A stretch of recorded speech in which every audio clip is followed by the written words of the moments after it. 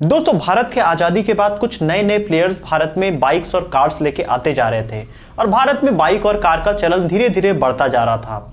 वहीं अगर हम कार के मार्केट में बात करें तो पद्मिनी थी, हिंदुस्तान मोटर्स था और कुछ नई नई गाड़ियों की कंपनियां आती जा रही थी। और अगर हम बाइक्स के मार्केट में बात करें भारत में तो कुछ ही प्लेयर्स थे, जिसमें हम बात करें येज़दी की बाइक्स थी और वहीं पे हम बात करें रॉयल एनफील्ड की बाइक्स थी। लेकिन दोस्तों, उस समय फास्ट बाइक का चलन थोड़ा सा कम था। यहीं पे एस्कॉर्ट ग्रुप ने देखा कि भारत में फास्ट बाइक्स लाई जा सकती हैं, मतलब रेसिंग बाइक जिसे हम कह सकते हैं। ये बात है साल 1962 की, जब पोलैंड की बाइक SHL M11 को रीडिजाइन किया गया भारत के मार्केट के अकॉर्डिंग, और ये एक फास्ट बाइक भारत में लेके आई गई। इस बाइक का पूरा पर्पस ये था कि इसको एक रेसिंग बाइक बनाई जाए, और जो कि भारत के जो सड़कें हैं, उस समय भारत में अच्छी सड़कें नहीं हुआ करती, तो उनके लिए एक अफोर्डेबल बाइक का सोल्यूशन लाया गया। इस बाइक का नाम था राजदूत XLT, जिसे हम राजदूत 175 सीसी भी कहा करते हैं। ये बाइक मार्केट में आते ही उतनी ज्यादा नहीं चली और यहाँ पे एस्कॉर्ट को उम्मीद थी कि ये एक रेसिंग बाइक होगी और ये येज़दी और यहाँ पे कुछ बड़ी जो बुलेट की कंपनियां हैं उनको ये बड़ा एक टक्कर देगी। लेकिन ऐसा कुछ भी नहीं हो रहा था मार्केट में, और कई स्ट्रेटजीज अपनाई गई जिसकी वजह से राजदूत को मार्केट में अच्छे से लॉन्च किया जा सके, लेकिन कोई भी तरीके सफल नहीं हो रहे थे। उसी समय भारत में एक सुपरहिट मूवी आती है बॉबी नाम की, जिसमें ऋषि कपूर ने काम किया था, और इस पूरे मूवी में इन्होंने राजदूत की ही बाइक चलाई थी। ये मूवी बहुत फेमस होती है, ऋषि कपूर भी काफी ज्यादा सराहे जाते हैं इस मूवी की वजह से, और इस वजह से यहाँ पे राजदूत भी भारत में मार्केट में काफी ज्यादा इनकी डिमांड बढ़ जाती है। जितने भी भारत का यूथ रहता है वो भी चाहता है कि मैं भी ऋषि कपूर जैसा दिखूं, क्योंकि ऋषि कपूर उस समय के हीरो माने गए थे और हर लड़का उसमें हीरो दिखना चाहता था।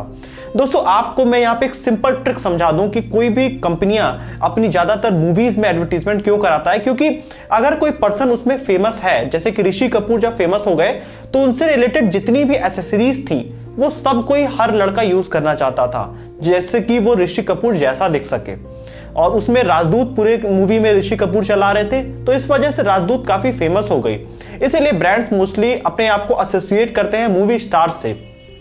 इसके बाद राजदूत का मार्केट में डिमांड काफी ज्यादा बढ़ता गया। लेकिन दोस्तों, कुछ टाइम बाद इनकी सेल्स फिर से गिरने लगी और यहाँ पे राजदूत को अब दोबारा रिवाइव करना था, तो कंपनी ने इस मॉडल को मार्केट से वापस ले लिया और अब कंपनी तैयारी कर रही थी एक नए मॉडल को मार्केट में लाने के लिए। तो यहाँ पे इन्होंने यामाहा के साथ अब कोलैबोरेशन करना चालू किया। 1970s के साल में जापान के रोड पे यामाहा RD350 काफी ज्यादा पॉपुलर थी। जापान का हर यूथ यहाँ पे यामाहा ही यूज कर रहा था मार्केट में। लेकिन दोस्तों, कुछ एमिशन नॉर्म्स की वजह से इसको वहां की मार्केट से हटा दिया गया, और यहाँ पे एस्कॉर्ट ने सोचा कि हम यामाहा के साथ पार्टनरशिप करके यामाहा RD350 को हम भारत के मार्केट में रीलॉन्च कर सकते हैं। क्योंकि यहाँ पे एस्कॉर्ट सोच रहा था कि वो राजदूत का जो नेक्स्ट वर्जन लॉन्च करे वो यामाहा का जो ये बाइक है इसकी एक अपडेटेड वर्जन हो भारतीय मार्केट के अकॉर्डिंग। दोस्तों, ये एक फास्ट बाइक थी और भारतीय मार्केट के अकॉर्डिंग इस बाइक में कई चेंजेस किए गए। यहाँ पे जो फ्रंट डिस्क ब्रेक था उसको बदल के यहाँ पे सस्ता वाला यहाँ पे ड्रम ब्रेक यूज किया गया और इसको धीरे धीरे भारतीय मार्केट में लॉन्च किया गया। इस बाइक का नया नाम रखा गया राजदूत 350, जो कि बुलेट 350 की सीधी कंपटीटर थी।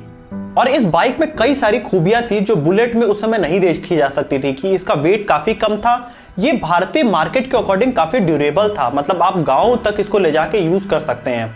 वहीं अगर हम बात करें कि 4 सेकंड में ये करीब 60 किलोमीटर की स्पीड दे सकती थी और करीब 7 सेकंड में ये 150 किलोमीटर पर आवर की स्पीड दे सकती थी, मतलब रेसिंग के लिए एक परफेक्ट बाइक थी ये भारत में। और धीरे धीरे इस बाइक का चलन भारतीय रोड्स पे काफी ज्यादा होने लगा, क्योंकि भारतीय सड़कें उतनी अच्छी थी नहीं और ये बाइक उसमें बहुत अच्छी फिट बैठ रही थी। यहाँ पे भारत सरकार ने भी अपने फॉरेस्ट डिपार्टमेंट और मेडिकल डिपार्टमेंट को कुछ इसमें से बाइक्स खरीद के देना चालू कर दिया था, क्योंकि गांव में बहुत इजीली इस बाइक को आराम से यूज किया जा सके। यहाँ पे आप देखेंगे कि आज के दिनों में भी आप बहुत सारे दूध वाले लोगों को देखेंगे जो कि अपनी जो बड़े बड़े बाल्टे होते हैं उनको इन्हीं बाइक्स पे लेके जाया करते हैं, क्योंकि ये बाइक बहुत ड्यूरेबल हुआ करती है। काफी ज्यादा भारत में लोग इसको यूज करना चालू कर चुके थे।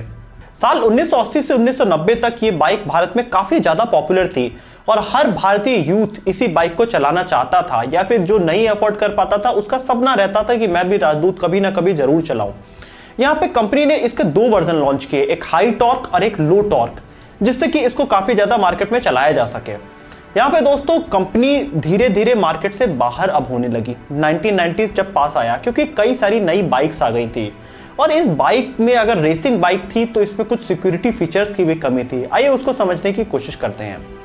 साल 1990 के आसपास कई नई बाइक्स की भारत में कंपनियां आ गई थी जो कि इनसे भी सस्ती और इनसे ज्यादा बेहतर बाइक्स बनाने लगी थी, जिसमें अगर हम बात करें Yamaha RX 100, hero Honda CD 100 और सुजुकी सुमुराई। ये सारी बाइकें काफी ज्यादा चीप थी और भारतीय रोड्स के लिए अब और ज्यादा बेहतर हो चुकी थी और पेट्रोल का कंजम्पशन इनमें और ज्यादा कम हो चुका था, तो लोगों को काफी सस्ता पड़ने लगा था ये बाइक। वहीं राजदूत अब लोगों को महंगी पड़ रही थी। वहीं अब अगर हम दूसरे रीजन की बात करें कि ये मार्केट से क्यों अब बाहर हो रही थी राजदूत, ये एक रेसिंग बाइक थी और ये 150 किलोमीटर पर आवर तक की स्पीड दे सकती थी। इसमें सबसे बड़ी जो चीज थी कि इसमें डिस्क ब्रेक नहीं था। जब हमने बात किया कि भारतीय मार्केट के हिसाब से इसको चेंज किया गया, तब इसमें ड्रम ब्रेक लगाया गया था, जिसकी वजह से इसको कंट्रोल करना थोड़ा मुश्किल हो जाता था और भारत में बहुत सारी डेथ यहाँ पे इसी बाइक की वजह से हुई, जिसकी वजह से लोगों में थोड़ा सा डर फैल गया और धीरे धीरे राजदूत मार्केट में कम पॉपुलर होने लगी क्योंकि इनके नए ऑप्शंस अवेलेबल थे अब मार्केट में। यहाँ अगला जो सबसे बड़ा रीजन था, इस बाइक के अगर कोई पार्ट खराब हो जाया करते थे तो वो लोगों को जल्दी नहीं मिला करते थे क्योंकि एस्कॉर्ट ग्रुप का सर्विस अच्छा नहीं था। इसके लिए इनको अलग ट्रेंड मैकेनिक चाहिए थे जो कि एस्कॉर्ट ग्रुप पूरे भारत में नहीं ला सकती थी, जिसकी वजह से इसके पार्ट नहीं मिलते थे और ये बाइक लोग कहीं भी घर में किनारे रख दिया करते थे। आज भी आपको भारत में बहुत सारे घरों में कहीं ना कहीं राजदूत बाइक एक रखी मिल जाएगी। लेकिन दोस्तों ये बाइक भारत के मार्केट में काफी पॉपुलर रही। इवन MS धोनी भी इस बाइक को बहुत ज्यादा यूज कर चुके हैं। बहुत सारी मूवीज में आप पिछले जमाने के अमिताभ बच्चन और कई सारे एक्टर्स इस बाइक को काफी ज्यादा चलाए हुए हैं। आज भी भारत के गाँव में आपको ये बाइक जरूर दिख जाया करेगी और आखिरी बार ये बाइक 1991 में बेची गई थी। इसके बाद कंपनी ने इसका प्रोडक्शन बंद कर दिया क्योंकि कंपनी उतनी अच्छी सर्विस दे नहीं सकती थी, इसलिए लोग इसको खरीदना नहीं चाहते थे आगे।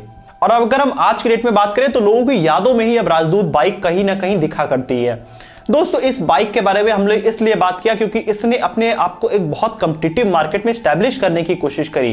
एस्कॉर्ट ग्रुप ने भारत का एक विजन समझा कि अब लोगों को फास्ट बाइक्स चाहिए और उस समय कुछ स्टैब्लिश कंपनीज थी जैसे येज़दी थी, यहाँ पे बुलेट थी, जिसकी वजह से इस बाइक को मार्केट में आना मुश्किल था। लेकिन उस मार्केट में भी इन्होंने अपने आप को स्टैब्लिश किया। तो आप भी अपना ब्रांड मार्केट में कितना भी कंपटीशन हो आप जरूर स्टैब्लिश कर सकते हैं। और आज तो दोस्तों सोशल मीडिया आपके सामने है, क्योंकि जब राजदूत मार्केट में चली तो उसका रीजन सबसे बड़ा था बॉबी मूवी। तो उस समय तो एक मूवी था, आज आपके सामने इतना बड़ा सोशल मीडिया प्लेटफॉर्म है जहां पे आप अपना ब्रांड बहुत इजीली ग्रो कर सकते हैं। तो अगर आपको ये वीडियो इंफॉर्मेटिव लगी तो आप इस वीडियो को लाइक करिएगा, चैनल को सब्सक्राइब करिएगा और अगर आपने राजदूत कभी ना कभी चलाई है तो आप कमेंट ऑप्शन में लिख के अपना एक्सपीरियंस जरूर बताइएगा।